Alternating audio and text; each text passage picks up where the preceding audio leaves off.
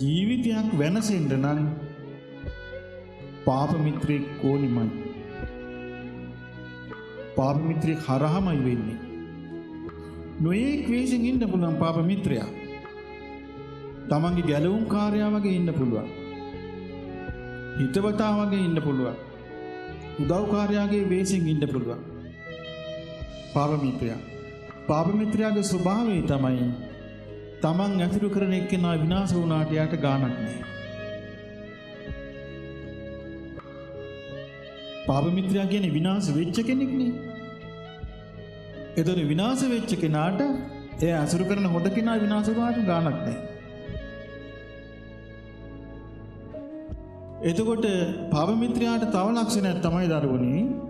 පාප මිත්‍රයාට දුර පේන්නේ නැහැ. පාප මිත්‍රයා අවස්ථාවාදී.